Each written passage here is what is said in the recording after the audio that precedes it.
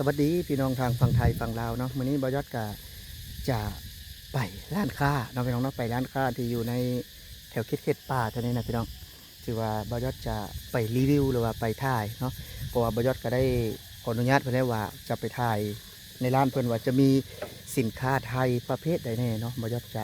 เดินทางไปพี่น้องก็บ่ไกลเนาะใกล้จะฮอดแล้วเดี๋ยวบอยอดจะถ่ายภาพบรรยากาศเนาะข้างหน้าให้พี่น้องได้เบิ่งว่าประมาณใดเนาะเดี๋ยวไปกันเลยและนี่คือภาพบรรยากาศเนาะเดี๋ยวพยศจะเดินทางเนาะเดินทางไปร้านค้าที่อยู่ในต่างจังหวัดของสปปลาวเนาะเป็นร้านค้าที่แบบว่าอยู่ในป่าในดงไปลองเนี่ยเนาะอยู่ในป่าในดงเป็นร้านค้าพยศจะถ่ายภาพบรรยากาศเนาะนี่คือคนไปโรงเรียนจะถ่ายภาพบรรยากาศนี่คือหน้าร้านนะพี่น้องเนาะหน้าร้านพยศจะมาฮอดมาถึงแล้วนะพี่น้องเนาะนี่คือหน้าร้านเนาะเดี๋ยวพยศจะมาถ่ายเนาะแต่ว่าพยศจะถามอีกทีนึงก่อนพยศก็มาถึงแล้วพี่น้องเนาะถือว่ามาถึงร้านนะพี่น้องเนาะก็จะเป็นร้านประมาณนี้เดี๋ยวพยศจะออกถ่ายเบิ่งเนาะกับร้านประมาณนี้พี่น้องก็จะมีเสื้อผ้าเนาะกับเสื้อผ้านี่ก็หลากหลายพี่น้องเสื้อผ้านี่ก็หลากหลายเนาะซึ่งนี่ก็อยู่ตั้งอยู่บ้านบ่อยอดเองพี่น้องเนาะตั้งอยู่บ้านบ่อยอดเนาะก็อยู่ที่เมืองตะแคกพี่น้องเนาะเมืองตะแคกแข่งคำมวนพี่น้องเนาะถือว่าตอนนี้บ่อยอดกะเห็นสินค้าที่เป็นของไทยเนาะคือพี่น้องคนไทยก็อยากเบิ่งว่ามีอย่างแน่เนาะคือบ่อยอดเองกะแบบว่าบ่ได้มีโอกาสได้ถ่ายพี่น้องนี่คือก็จะเป็นสินค้าที่มาจากประเทศไทยนะพี่น้องหลายอย่างเนาะแม้แต่กระทิงแดงเนาะนี่กระทิงแดงก็จะเป็นสลากหรือว่าภาษาไทยโดยตรงเนาะก็จะM100พี่น้องคาราบาวเนาะแม้กระทั่งนมเล็กตาซอยเนาะนี่คือสินค้าที่มาจากประเทศไทยนะพี่น้องเนาะครีมเด็กเนาะหรือว่าอันนี้ก็จะแม่นเนาะพี่น้องเนาะถือว่าอันนี้ก็จะเป็นสินค้าที่มาจาก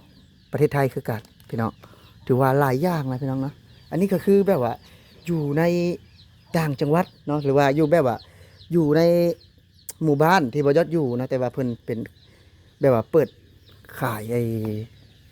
เครื่องใช้นะเพิ่นเนาะครัวเรือนแล้วก็จะมีเสื้อผ้าเนาะอันนี้ก็จะเป็นผงซักฟอกนี่ก็จะเป็นของไทยนะพี่น้องเนาะแต่ว่าอันนี้ทงละแสนบ่นางนี่แม่นบ่อันนี้ทงละ100,000กีบพี่น้องทงละ100,000กีบกับประมาณ120บ่เนาะบ่ได้กำฮู้กาน่าเก่าบ่ถึงเนาะแต่ว่า100,000ก็100กว่าบาทเนาะถุงนึงก็ประมาณ100กว่าบาทส่วนหลายก็จะเป็นของไทยพี่น้องขนาดน้ำจิ้มเนาะนี่พี่น้องน้ำจิ้มนี่เนาะก็เป็นของไทยพี่น้องคนไทยถามว่าอยู่ต่างจังหวัดอยู่ในชนบทแบบนี้มีสินค้าไทยบ่เนาะแต่ถามว่ามีบ่สินค้าลาวก็มีพี่น้องนี่เนาะคือจังตัวอย่างนี้ก็คือก็จะมีหลากหลายเนาะแต่ส่วนมากเนาะคือบ้านบ่อยอดนะก็จะใส่ของไทยพี่น้องส่วนมากก็จะใส่ของไทยแม้แต่อย่าคิดหมดเนาะนี่ก็จะเป็นของไทยนะส่วนมากก็จะนิยมใช้ของไทยแต่ถ้าว่าของลาวของเวียดมีบ่มีแต่น้อยพี่น้องส่วนหลายจะเต็มไปเบิดก็จะเป็นของไทยพี่น้องนับขึ้นแต่ไอ้นี้พี่น้องเนาะแบบว่าของอยู่ของกินเนาะหรือว่าแม้กระทั่งแชมพูยาสระผมเนาะก็ส่วนหลายก็จะนำเข้ามาจากประเทศไทยนั่นแหละคือที่แบบว่าหลายคนไปประเทศไทยแล้วเพิ่นจะแบบว่าอยากถ่ายเนาะแบบว่าหลายอย่างที่เป็นของไทยนะมื้อนี้บ่ยอดกระบุกพิสูจน์ไว้เลยว่ากล่องอยู่ตรงหน้านี่เนาะส่วนหลายแบบว่า90%นะพี่น้องเนาะเป็นของไทยถามว่าของเวียดเว้าได้เลยว่าบ่ยอดอยู่ตรงนี้นะพี่น้องก็ยังบ่ฮู้ว่าตัวใดที่เป็นของเวียดเนาะแต่บ่ยอดยังบ่เห็นเลยเนาะยังบ่เห็นของที่เป็นของเวียดส่วนหลายก็จะเป็นของไทยแล้วก็ของลาวเนาะอย่างเช่นเบียร์ลาวเนาะแล้วก็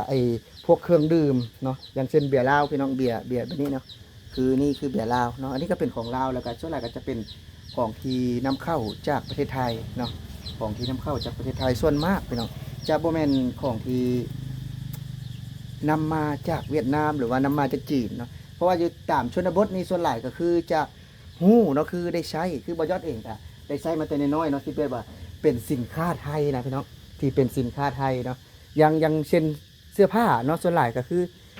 จะได้เห็นเลยพี่น้องก็จะประมาณเท่านี้ก็จะคือส่วนหลายก็จะแม่นนำเข้าจากประเทศไทยเนาะบ่หลายคนก็บ่เชื่อเนาะนี่พี่น้องเบิ่ง เบิ่งก็คือยังเป็นเสื้อผ้านี่ก็คือลายที่แบบว่าเป็นของไทยเลยเนาะก็เป็นภาษาไทยเนาะเห็นบ่เห็นบ่ทางพี่น้องเนาะคือข้างบนนี้ถือว่าส่วนหลายก็จะเป็นของไทยเนาะแล้วก็หลายๆอย่างที่บ่ยอดอาจจะบ่รีวิวให้หมดเนาะเพราะว่ามันอยู่หลายบ่อนว่าซั่นซะหลายคนก็สงสัยเนาะสงสัยมื้อนี้บ่ยอดก็เลยแบบว่าถ่ายเนาะถ่ายภาพบรรยากาศให้เบิ่งว่ามีบ่เนาะหลายคนถามว่าของเวียดมีบ่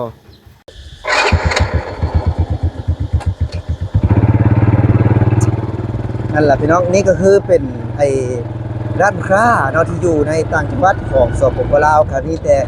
สินค้าไทยพี่น้องครับมีแต่สินค้าไทยเนาะบ่ยอดก็จะเดินทางเนาะไปหาเลาะถ่ายภาพบรรยากาศให้พี่ให้น้องได้เบิ่งกันอีกตื่มเนาะนี่ก็เป็นภาพบรรยากาศตามเขตชนบทในสปปลาวเนาะพี่น้องเนาะสินค้าไทยมีทั่วพี่น้องบ่ว่ามุมใดแจ่ใดก็มีเนาะสินค้าในประเทศไทยที่ว่าบ่ยอดจะได้เห็นกันแล้ว วัดใจเนาะนำเสนอก็ได้เนาะนั่นก็เป็นสินค้าไทยที่อยู่ในตามเขตชนบทเนาะตามต่างจังหวัดก็หลากหลายเนาะพี่น้องเนาะสินค้าไทยถือว่าให้พี่น้องได้เห็นไปเนาะก็สำหรับคลิปนี้บ่ยอดก็อาจจะบ่ได้มีอย่างเว้าหรอกเนาะก็จะขอลาพี่และน้องไปก่อนเนาะเบิดสุขสุขคนเนาะ